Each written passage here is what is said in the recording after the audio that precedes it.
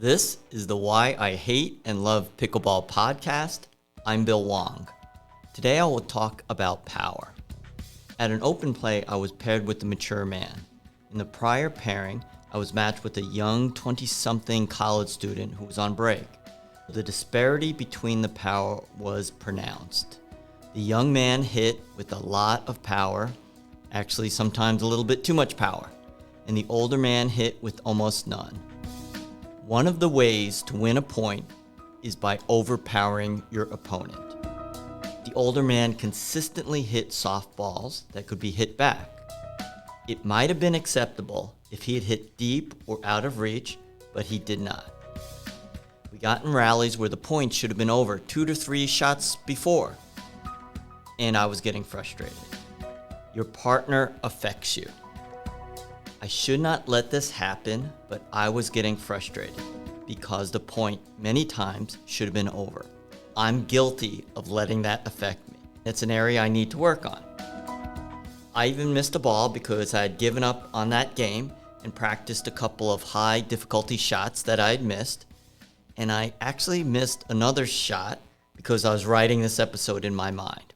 I thought to myself, I should do a podcast on power and more mature adults. One of my pickleball friends, who is a high-level player, defended this older gentleman, saying that he doesn't have the strength, which might be true, but power is not derived from physical strength, but rather paddle head speed. I don't know if you remember your physics class in high school, but the formula for average power given a mass and a velocity is P equals M times V, where P is power, M is mass, and V is velocity. For example, a small car traveling at 200 miles per hour might have more power than a truck traveling at 5 miles per hour. The car, which is smaller, is traveling at a higher rate of speed. There is more power, more force. In pickleball, the mass is in your paddle and your body weight, which is why some players use lead tape, but the velocity is from paddle head speed. In a prior episode, we talked about the kinetic chain. The average swing path might be as little as 10 inches to as much as 40 inches. Thus, you have between 10 and 40 inches to generate paddle head speed. Don't misunderstand me. Strength is important. It doesn't have to be the massive, bulky muscles like on an Arnold Schwarzenegger. The young man I played with was 5'10" and weighed probably about 150 pounds. A strong wind could have easily blown him away. Muscle strength is the raw power that your muscles can generate. When you lift heavy weights or perform a challenging movement, your fast twitch muscle fibers, also known as type 2 fibers, come into play. These fibers use less oxygen and produce power quickly, but fatigue quickly.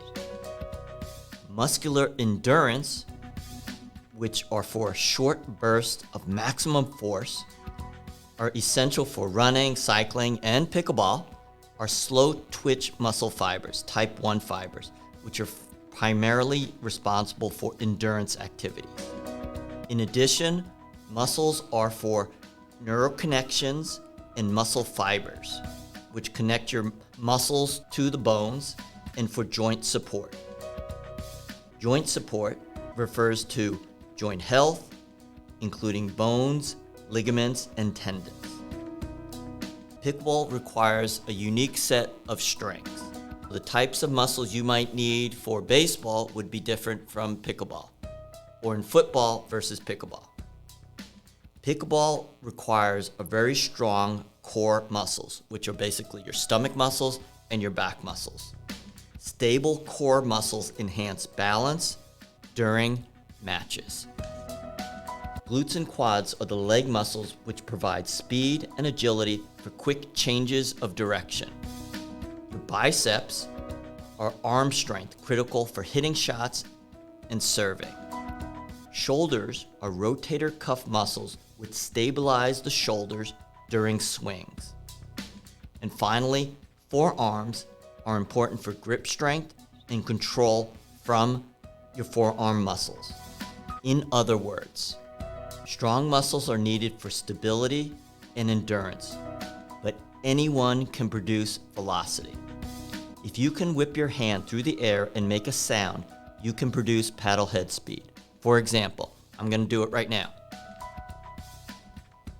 I don't know if you heard that, but I whipped my hand in front of the microphone and it made a whipping sound. I advocate for doing lightweight training, push-ups, and core muscles. I started very slowly and worked my way up. I work with 15-pound weights, which isn't a lot, and I just do push-ups on the ground.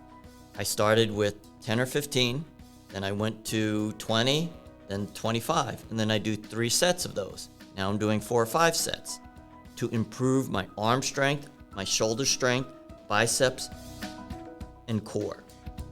Planks. Now here are the exercises for the various types of muscles. Here are the exercises for the various muscle groups. I do planks for core muscles. I walk in a pool for leg exercises. I do push-ups and light weights for shoulders, biceps, and triceps. I disagree that older players cannot hit the ball hard.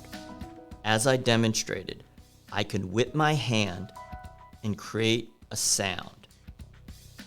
I believe it's just an excuse and a mental crutch. There might be technical issues causing an inefficiency in your stroke, but it's probably not strength issue. We all make a mistake on the pickleball court. I make mistakes, everyone makes mistakes. I challenge myself. One of the things that I work on every time I go on the court is not to let my partner negatively affect me. And sometimes I fail.